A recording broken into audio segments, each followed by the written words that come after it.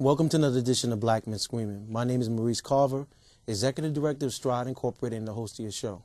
I'd like to welcome my guests here today, and I'd like them to introduce themselves, starting from my left. Hello, everybody. This is Aiden Kachisi. I'm happy again to be on the show.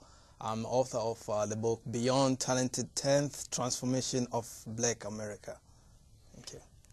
Hello, my name is Jeff Kimball, and I'm the immediate past president of the New York chapter of Black Data Processing Associates. And my name is Floyd Mori. I'm the national director of the Japanese American Citizens League. I office in Washington, D.C. Welcome, gentlemen. Let's get to the one of the main topics today. There was a young man by the name of Kenneth In who wrote two articles that were very interesting. One was Why I Hate White People, and one was Why I Hate Black People. And a lot of people have been upset about those articles. He's been on Fox News. He's given several interviews. But I'm not really so interested in focusing on his negative comments. I look at this as an opportunity for the two communities to actually have an honest conversation about some of our differences, and then some things can help us bring us together. First of all, we're going to throw that out there. Aiden, did you get a chance to read his particular article? I didn't really go deeply into it, but basically I think what has been happening over the years in America, in our communities, the issues of race have never been fully addressed. So there is a lot that's really carried inside people, different ethnic groups, insights and perspectives concerning this issue of race. And for some reason, this year and in the past year, we've seen a lot really coming out of the surface, people just airing out their views. So I think it's time that we really get down to the table and openly discuss issues that concerns the issue of race in America. You don't think America has been honestly dealing with this issue? No, not at all.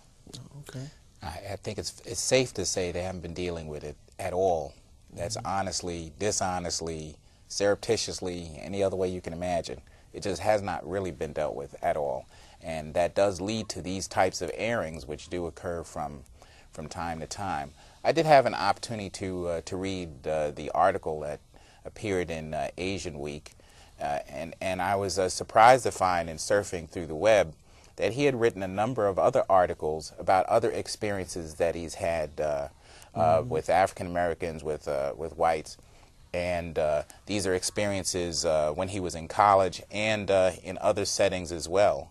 And so I felt like I got a much different sense of him than that one article that appeared in Asian Week, which was a pretty short article, I think, by comparison. It tells a lot to me about how about his experiences.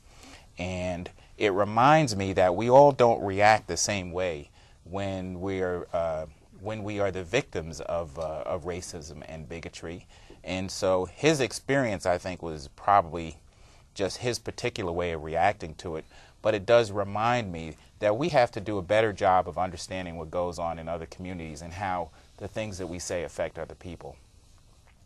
You know, as an advocate for tolerance and diversity, it was kind of alarming to me and to our organization that particularly an Asian newspaper would put that type of a column that was very intolerant.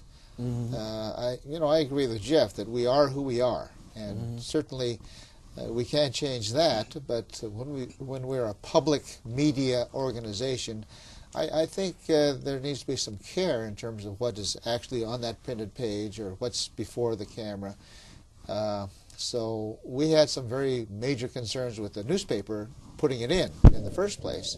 As we work for tolerance, I think most of the responsible Asian organizations in the country are very alarmed by that, because we work in coalition with many African American organizations. I'm a member of NAACP, and we want to bring ourselves closer rather than find devices to take us apart.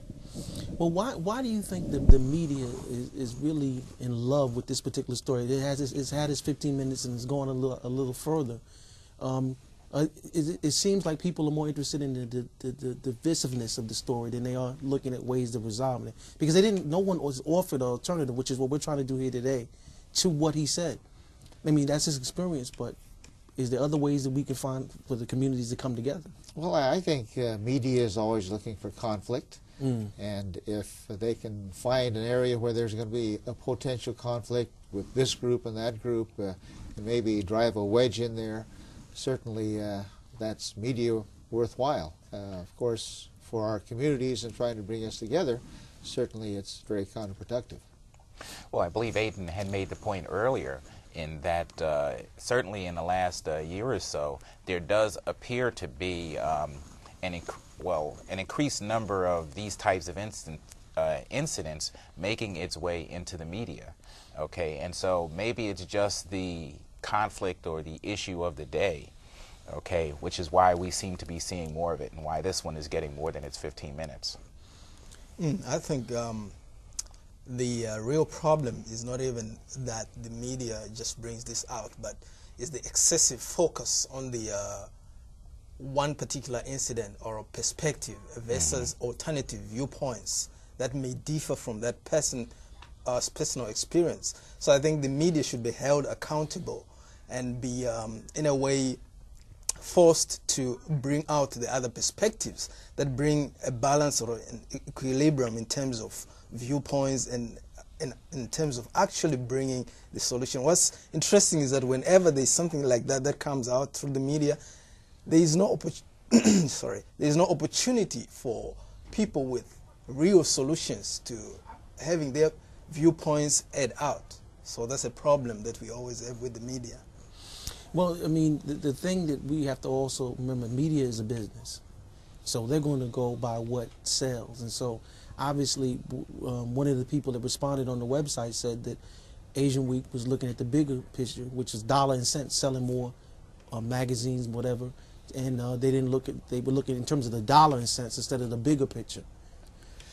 Well, from my perspective, I think they just did not look at it careful enough. They didn't appreciate what kind of a firestorm it was going to create, and the attention to the media. I think it's been embarrassing to them. It's a sort of a family-owned weekly in the Asian community. It's not a big conglomerate, so I think they just made a mistake that I hope they're sorry for now. Well, I think that one of the things, again, we want to do here is that we take the situation and then we try to turn it from a negative into a positive. You know, I wish we could have had a chance to talk to Mr. In, so at least somebody of color could apologize to him for the experiences he had. I don't know what we can do beyond that. I mean, you know, I think that he definitely needs some type of counseling, and I will say that based on the level of anger in his conversation as well as in his articles. Yeah, well, I think it's actually pretty simple. To me, the antidote for a negative experience is a positive experience. Exactly. Okay, as a measure, as a form of counterbalance.